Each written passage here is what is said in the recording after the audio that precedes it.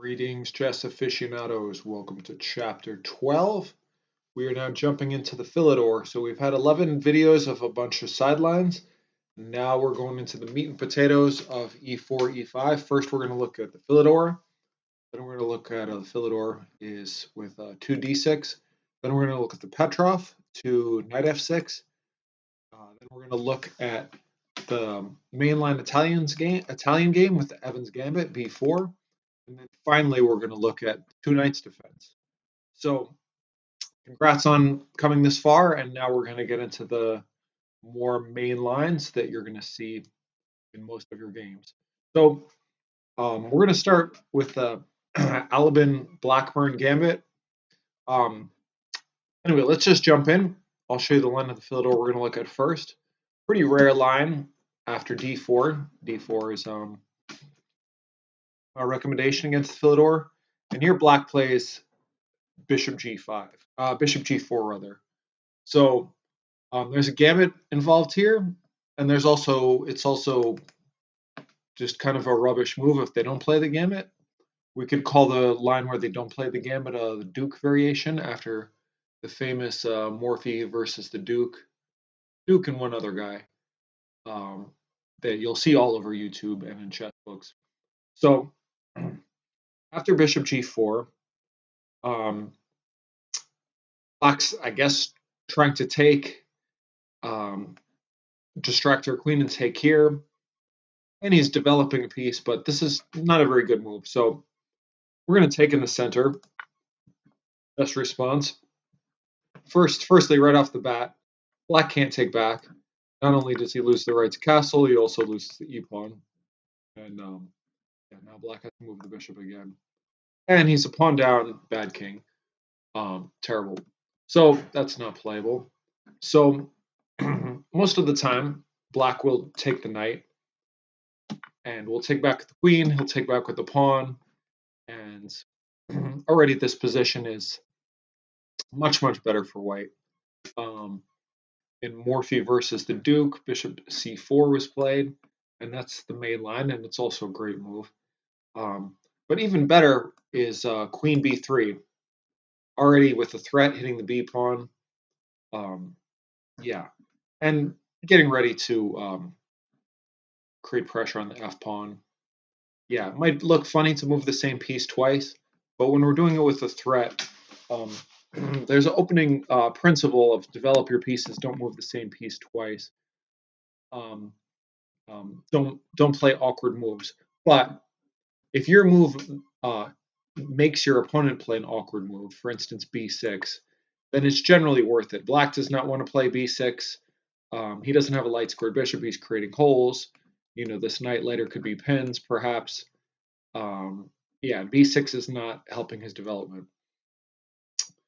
So after b6, we could play bishop c4 here, which is also good. Or we could even play knight c3, and probably bishop c4 is coming next. For instance, after knight f6, bishop c4, and now there's a big threat here. So queen e7 is possible, but this is just asking for trouble with this pin, with this pressure, not to mention blocking the bishop. So queen d7 makes more sense. And now we're going to attack the knight, threaten to double the pawns, and threaten rook d1. For instance, if black tries to defend, well, we could take this pawn right away. But even better is to get a tempo on the queen, and now take the pawn. And even though we're only a pawn up, the engine considers us over a piece up in terms of our attack development. Yeah, this is just crushing. So this is not playable at all for black. So if a stronger player plays this line against you, probably they're not going to take the knight. They're going to play it in gambit style. So there's two ways to play the gambit. We'll go over knight c6 first. So black willingly gives us the pawn, but he's got a big lead in development now. 3 pieces developed versus r1. And his idea is he probably wants to play queen e7, castle queenside, where his rook will be opposing our queen, and yeah, just try to get an attack going.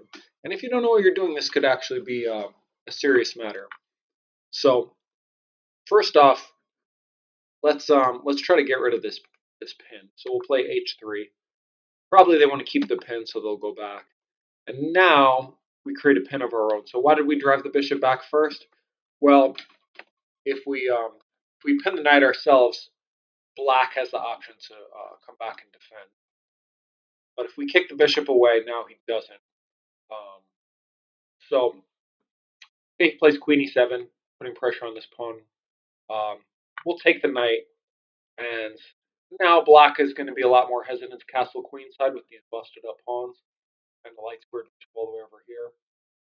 So we can castle. We're not worried about this pawn because queen can't take it without being pinned. And oh yeah, already we have this threat because of this pin against the king, and it's actually black's king who gets caught in the center. These are just some sample lines. Black can also defend this way. Now we can't double his pawns. So what we'll try to do, we'll just develop our pieces. Yeah, when kicked, we'll come back and break the pin because yeah, now we're not going to double the pawns. So we can come back.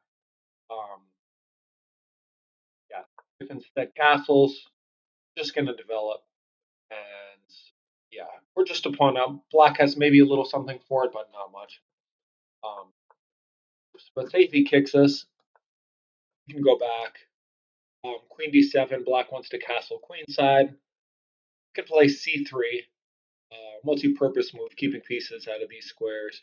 And we're going to play knight bd2, put our queen somewhere. Yeah, and yeah, the knight is nicely protected by these two pieces. Our queen is not going to be under fire. We can move our queen out here or here, and yeah, white is fine. Tactically, there's really no problems, and we've got an extra pawn right in the center. So that's one way to play. Considered better is knight d7, avoiding any potential with any pins. And still, we're going to take this pawn, bishop d6. And now, yeah, this move doesn't make a whole lot of sense. So what we're going to do, we're going to break the pin right away. And black, more often than not, will pressure the e-pawn. And it actually looks quite dangerous, right? Black's getting ready to castle queenside. He's got a huge lead in development. We have a threat. He has a threat on us right now. Yeah, if we just defend, he can put more pressure. And yeah, what are we going to do? This is just awkward. What are we going to play? Something like this? Well, that's just terrible. Yeah, white is probably already lost here. So if you remember nothing else from this video, just remember this next move after queen e7. If you remember this move, you're basically going to win. This has only been found 1% of the time. And black is scoring really, really well. You can't see the stats, but if you go on Lichess, you can look for yourself. And yeah, in all the lines, black is scoring 59%, 61%. There's only one line where white is actually the one who's winning more than 2/3 of the time, and that's knight d4. And this is a great move. First off, black can't take this pawn. It looks at first like maybe he can because this is pinned, but just f3, and we're winning. Yeah, if the bishop moves back somewhere, where would he even go? Really, only this square.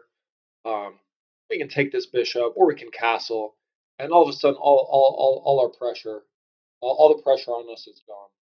And yeah, white has a great position. So more often than not, they're going to take. And now we take with the queen.